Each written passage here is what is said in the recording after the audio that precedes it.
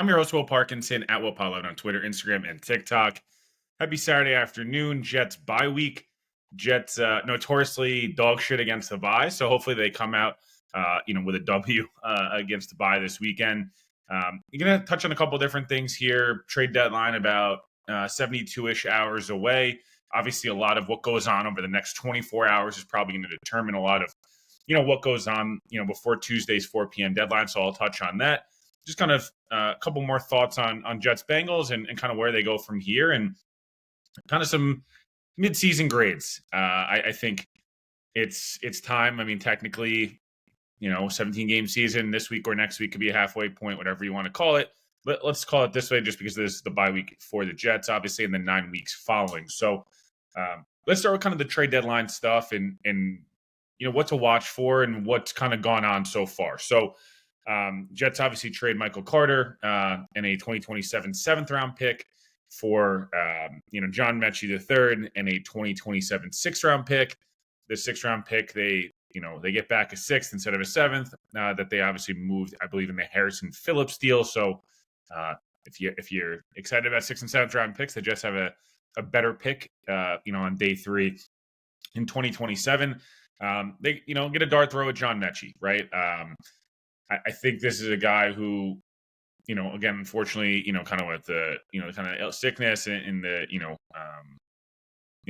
everything kind of went on, his rookie year and before that into college and then to his rookie year, obviously is something that, he had no control over. And, it's unbelievable. Obviously, he's continued to, play and he's trying to make obviously a career at, a strong career here in the NFL. And he's a guy who's going to be a restricted free agent after the year. Still, he was a top, his entire rookie year, and he was a top, 44 pick, and he progressively played more in Houston.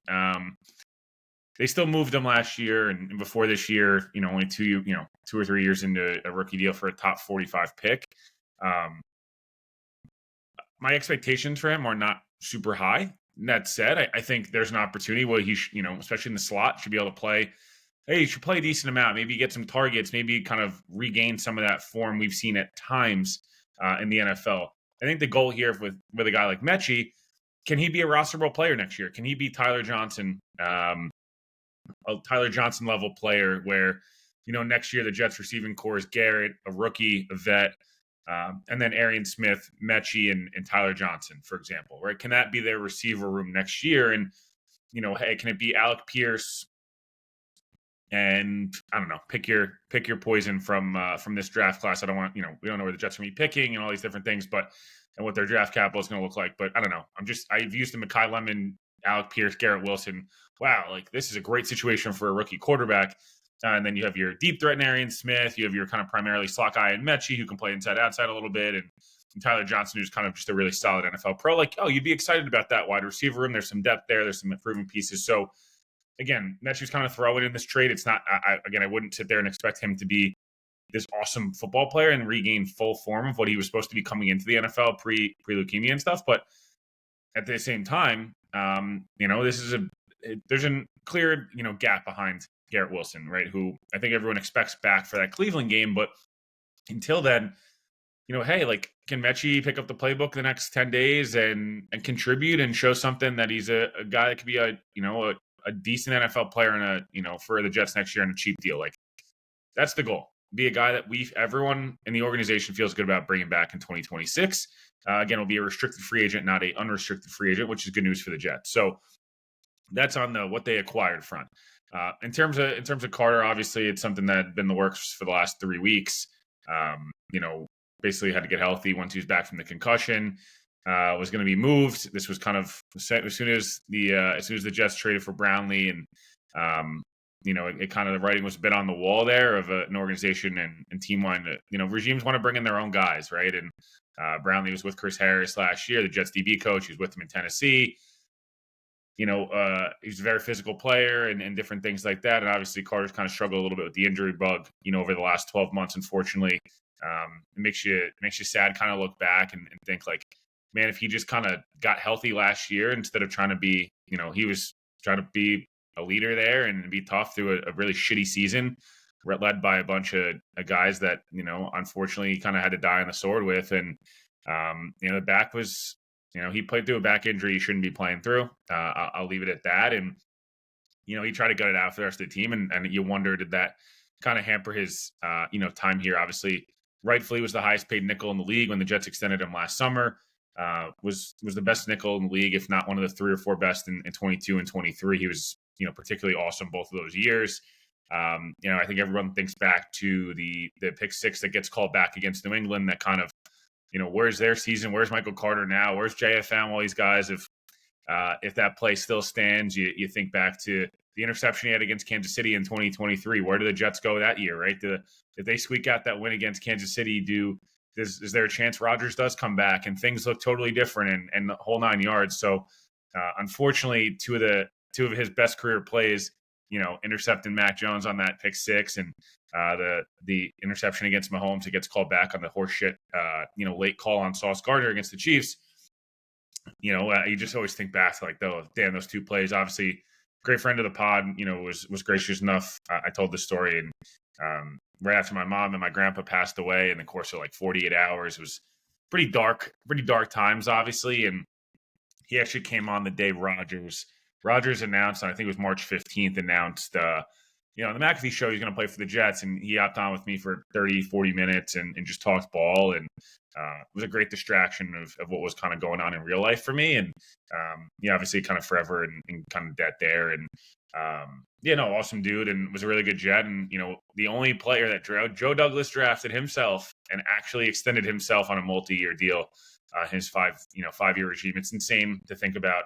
But yeah, it's unfortunate kind of the way it ended and things like that. But the Jets kind of, Jets were always going to be sending him to Philly. I can tell you that was kind of, hey, we're going to do right by you, send you to a contender, a place you're going to thrive. He's a perfect fit for Fangio. We'll play corner and safety there.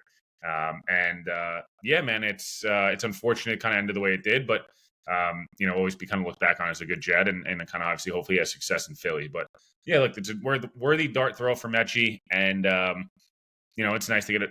They need receivers. Their receiver room stinks. So hey, if you can find another guy that similar to Brownlee and Phillips and Briggs and these different guys that Muji's had success with so far and Glenn has had success with as kind of those using those late day 3 picks for pro proven talent or guys they have got pro tape on, obviously more power to, and hopefully it works. In terms of the rest of the trade deadline stuff, I've said it for a while. I expect 2 or 3 guys out, 1 guy potentially in. They've got now 1 guy out, 1 guy in. So let's see. I don't know if I would count that necessarily, but potentially that's there, right? Of, the Muji, Glenn kind of experimental, as I mentioned, Brownlee, Briggs, Phillips type of guy. I think Quincy's probably moved. Maybe not, but I would say that's probably the most likely. I would definitely look at San Francisco and Atlanta as 2 spots there. I know they would probably love to have, a guy like Quincy with Warner down. The Falcons have had struggles at linebacker. He obviously thrived in that system, and both those teams feel like they can go compete and have had injury struggles. I don't know. Do they get a 5th-round pick back, a conditional 5 that could become a 4 if they make the playoffs or things like that? In terms of Breece Hall, Connor and Joe did a really good discussion. Meeks and Paul did one. Dan did it. I don't want to kind of repeat all their points. I've said it for 18 months. I just would have just guaranteed the 2 years, upcoming. And it's like, hey, you can keep Breece through the age 27 season. He's on a relatively team-friendly deal. You're going to have a quarterback on a rookie deal. He's a good player. Again, he's not at the level of a Bijan, McCaffrey. He's probably never going to be at that level. Once the knee injury happened, and kind of the writing, unfortunately, might have been on the wall for that. I think myself and many others kind of got the idea of what 2022 Breece Hall was. Probably will never be the same guy, but he can still be a very good quality top half of the league running back. And if he can be that, a good pass catcher with the depth of a Davis and potentially Braylon Allen, you look at that room and say, hey, for a rookie quarterback, that's a nice room. Why break that up? I think if the Jets get offered a 2, you absolutely take the deal. You think if you get offered a 3, which it seems their asking price is at least a 3 by Diana Rossini, we've kind of all mentioned that anything less than that's probably not worth it from a comp pick perspective, and just you're gonna have to replace him, right? So you need to have a decent enough pick that you can go find a guy. Whether you don't really want to go out and have to go pay somebody. It's the same thing with the Fields conversation. You want Fields to be successful enough he can be your backup next year, because you really don't want to have to go pay $22 million of dead money for him, 35 for Rodgers, and then on top of that, go pay $8 million to Marcus Mariota. Like, you'd rather just have Fields and not have to eat all that money. So from a Brees perspective, it feels like, does someone like Kansas City, the Chargers, maybe someone out west or maybe someone in the NFC sit there and go, ooh, I don't know, like whoever it may be, do they get a big win this weekend and say, wow, we're going to go for it? And like, do they go, hey, we'll give the Jets a 3 that can become a 2 if we make the Super? I don't know, I'm just making it up, but then it's probably you do pull the trigger. If not, and you do hold on to Brees, you have to find a way to at least agree on and not have the drama of the offseason, and then have the conversation over the next 9 weeks with Brees' representation and say, like, let's get something done, or let's get the parameters of something done now, and kind of work our way to make sure Brees is here and he feels secure. I feel the same way about Jermaine Johnson. The Eagles have called on Jermaine. Many teams have called on Jermaine, but the Eagles are one team that stood out particularly, right? They just acquired Michael Carter, who Joe Douglas drafted. Obviously also drafted Jermaine Johnson, traded up for him. He's in the Philly front office. The Eagles need edge depth badly. Again, Jermaine's on a reasonable deal next year. Same with Carter, right? You can Carter waived the injury guarantee, so they can restructure that. It'll cost the Eagles, if he stays there, $5 million next year. And Jermaine would cost them. He's on a reasonable deal, $14-15 million for a good edge rusher is a good deal. I've said it for a while. I think a 2 and a 4 is what the Jets would like. Now, do the Jets get that? I don't know. We'll see. We'll see if the teams are willing to part with that. But again, how desperate are they going to get versus a Jalen Phillips and different guys like that? There's the Myles Garrett's on the market that are going to cost you 2 or 3 ones. Then you've got guys like Phillips and Johnson who are good players, not that same level, reasonable money. Do you part with the 2 and the 4? Do you part with a 3 and a 5? They become a 2 and a 5. That's the different things to watch. Again, I'm not rushing to trade Jermaine or Brees. I've said this for a while, and I'll reiterate this again about Q in a second. If someone's going to blow you out of the water and say, like, we're going for it, we're desperate, yeah, you probably do move him. That's the logical, smart move. But I'm not going out and begging teams to take Jermaine Johnson and Brees Hall off my books. Again, with Carter and Quincy, guys that were likely going to be free agents or are free agents at the end of the year, it makes sense, right? Not their this regime scheme fit, the whole thing. And then the same goes with Q. We've seen the multitude of different reports. The Jets are looking for a 1 and a 3. The Jets are only going to get a 2. Different things like that. Hey, Quinnen was offered, Quinnen and multiple ones, Parsons for Quinnen and multiple ones, and the whole Parsons and multiple, whatever. You get my point. The whole point is, like, with Quinnen, Jermaine, and Brees, it feels like it's going to be expensive to replace them, hard to replace them, and on top of that, you better get blown out of the water. And again, they're the guys in the locker room that you don't really want to, specifically Jermaine and Q, like, you don't want to just like move off of for no reason. I think it ends up being Quincy and maybe one other guy. It seems like the Jets would probably like to prioritize keeping McDonald over Jermaine if it comes down to one or the two. We'll see if that's actually the case. Again, I think it's a conversation where Will's probably a harder skill set to replicate, but he's not a 3-down player every drive for them. So it's just a different thing. He's got another year of control, so he should cost more. Do you get a 2 for Will? Like, there's a million conversations. We've had him over and over again. I just think, seeing what happens with Chiefs, Chargers, Falcons, Niners, Cowboys, teams like that have fits for some of these guys and have either shown interest or are willing to potentially show interest in these guys and the Eagles as well. It'll just be something to watch. Again, I'm not moving Jermaine for a 4th-round pick. I'm not moving Jermaine for a 4 and a 5. Like, that just doesn't make any sense. I've said it for a while, a 2 and a 4. Again, you could probably convince me a 3 and a 5 because, again, you recoup the Reddick pick and the Adams one, and hey, an extra 5th-round pick, and Muji's been able to maybe you trade for a veteran receiver with some of those picks later on. Like, maybe that makes sense, right? Q, I just have, unless you're getting like a 2 or 3 in a future 2, maybe I'm considering it.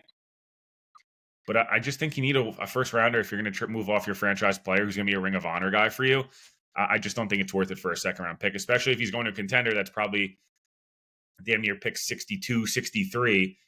I just don't see it being worth it. And then again with Brees, again, a 4th just doesn't feel like it's worth it. Maybe a 3 and a 6 is worth it because, again, Muji's been good with the 6th-round pick. So just keep stashing those up and you draft a running back or you pay someone. We'll see. But again, I don't expect the Jets to be super active this week. I think it'll be, I think one or two more guys out, probably Quincy and someone else, potentially. And then maybe they do another time, another dart throw, but maybe Mechie is that guy for them. Off-season grade or mid-season grades, I apologize. Coaching staff, I give probably a C. I probably could go D if I'm being honest, but I give him a C as a whole. I think the defensive staff has gotten better, but overall they've given up far too many points. There's been far too many coverage busts. There's been far too many missed tackles still. Overall, I think Wilks is probably in the D or D- range, unfortunately. And I just, I think there's potential there, and some guys have developed, like a Stevens, like a Briggs, guys like that. But you've had too many guys regress or not play well, right? Carter didn't play as well as he had in the past. Jamie Sherwood's been horrendous. Quincy hasn't been as good this year. The safety play hasn't been good enough down over down. Jermaine, coming back from the injuries, had some moments, and him and Will have not been as, again, it's partly based on the score, but they haven't been as good, especially as a pass rush. The blitzes have been terrible. So, I'd probably give the defensive staff a D, but overall, I'd give the coaching staff a C. Offensive staff's probably more like a C plus, B minus. And again, people are going to say, oh, Justin Fields had a negative 10-yard passing game. Like, I understand, but I've felt there was promise, and they've had a couple of offensive explosions. They've been a really good running offense. The scheme looks pretty good. The opening scripts have been mostly good. You can't fix stupid, and guys are running wide open. Your quarterback's not pulling the trigger, and you don't have a lot of talent. It puts you in a tough spot. But the offensive staff, in my opinion, has been better than the defensive staff, which, again, is probably promising long-term, and is probably something that you would rather see, because I think defense is a little bit more fixable from a defensive coordinator, instant impact, kind of situation next year. Special teams is probably a B plus. They've had two big fumbles that have cost them potentially games, so that's why they're not an A. But other than that, like, the punt coverage has been really good. They found themselves a punter. The kick coverage has been really good. Nick Folk's was a great in summer signing. He's been perfect. They've had some big returns. They've gotten creative. Like, again, the staff probably gets a C, and maybe I'm being too generous because they are 1-7. But on the whole of it, like, they've been improving. I'd hope they get to a B at the end of the year, and we can talk about, hey, the Jets went 5-12, and like, they're the same win total as last year, but much less talent, and like, the staff really figured it out. Like, that's where you want to get to. From an offensive perspective, like, I think the quarterback position's been probably a D. They've had the two offensive awesome games, and other than that, they've been pretty awful at quarterback. So it's hard there. Running back, receiver, I don't know. Running backs, what, a B? B minus. It hasn't been as special as we were kind of hoping. It was like an A-level room.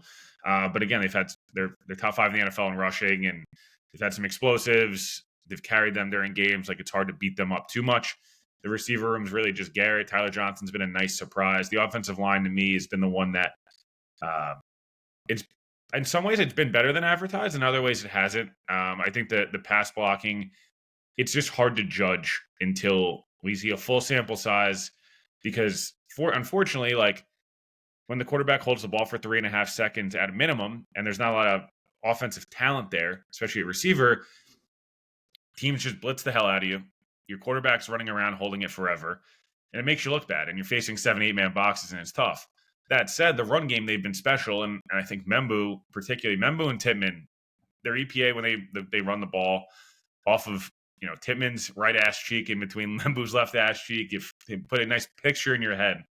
The Jets' EPA per play is unbelievable. We saw it last week. Multiple touchdowns running that way, multiple explosives. So they found their right guard, right tackle duo for the next 5 to 7 years. I'm not going to say 10 years because it's the NFL. I think Myers has been suitable at center. I would have no problem bringing him back and drafting someone maybe that can take his job either halfway through next year or the year after. I think some combination, again, of Simpson or AVT and a rookie that could play center or guard, your Tate Ratledge of this year, I think is the right move. And then Olu, I think, has gotten better progressively throughout the year. I think he had a couple down weeks. He's still 15 starts into his NFL career at this point, and you'd like to see him continue to improve in the pass game. But he's actually been pretty, I think, good in the run game, and he's got some room to grow for sure. But I still think he's a good NFL left tackle and is only getting better.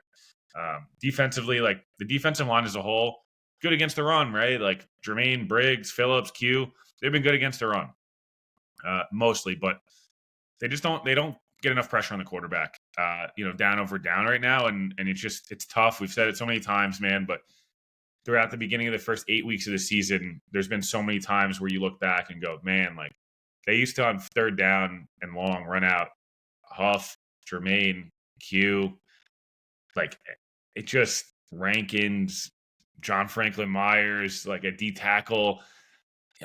It's tough when you look back at that. McDonald was like McDonald and Bryce and Jermaine all in the field at the same time. It was these overloads, and Lawson, like now you look at it, there's third downs where it's like Clemens, Briggs, Jermaine before he kind of got fully healthy. It's unfortunate to look at. Again, it's not been a bad group, but it's a group that's going to need additions probably in the offseason. Linebacking group's probably been the worst group on the defense. Quincy's been hurt most of the year. Kiko's had some nice moments, but he's also had some moments that probably shouldn't be playing right now, right? Like I think that's the case. And Sherwood's been the biggest disappointment on the team. I feel bad at beating him up this much, but man, it looks terrible. He's got to be better. He's playing really slow.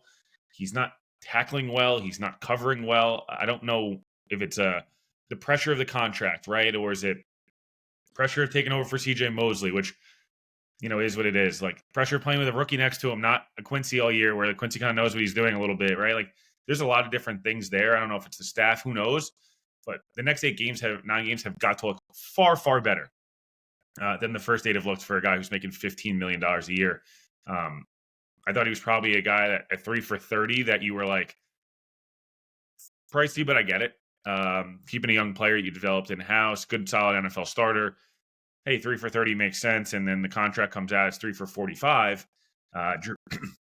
Drew Rosenhaus special. And, I know other teams, Atlanta, New England, we're willing to probably go a little bit even higher, maybe towards that $17 million a year range. That doesn't really excuse paying him what they did. So he's got to be better. The cornerback room's been really good. Brownlee's been a really nice addition. I thought Carter actually was better than people give him credit for, but regardless, when he was here, I think Stoss has still been really good. He's had a few moments where you're like, damn, the Waller touchdown and the Pickens touchdown. Yeah, the ball's in the air. He didn't make enough of a play.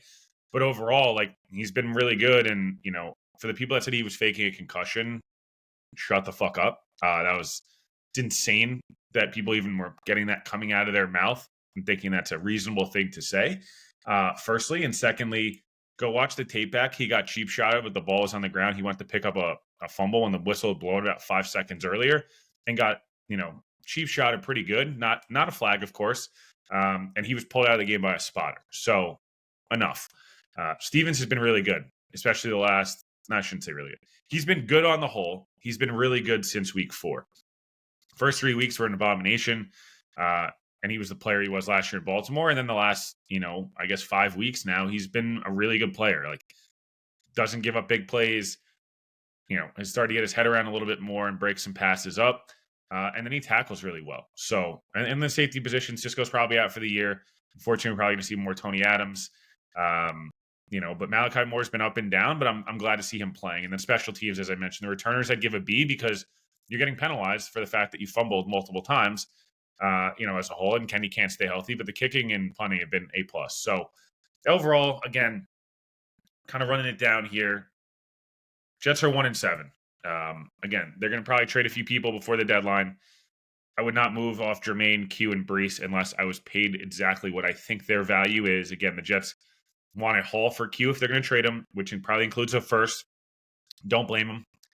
Jermaine, at least a 2, probably a 2 and a 4 is what you're really wanting. Again, 3 and a 5, maybe you consider it. But again, I'm not rushing to move off of him. Brees, at least a 3 is what the Jets are looking for.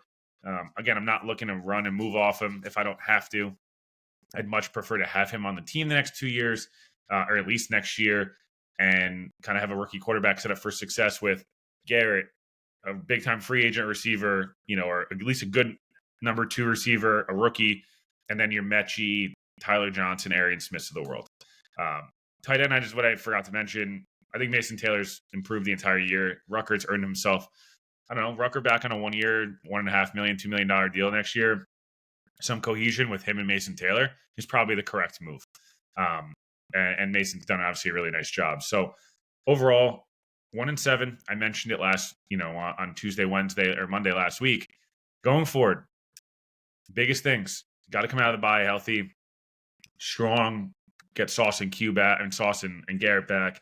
Get some guys that have been banged up. Your Jermaine Johnsons of the world, beat Brees Hall, the guys that have been banged up all year. Get those guys healthy. Fields even as well. Come out and beat the Browns. And then we'll go into New England, and you figure it out from there.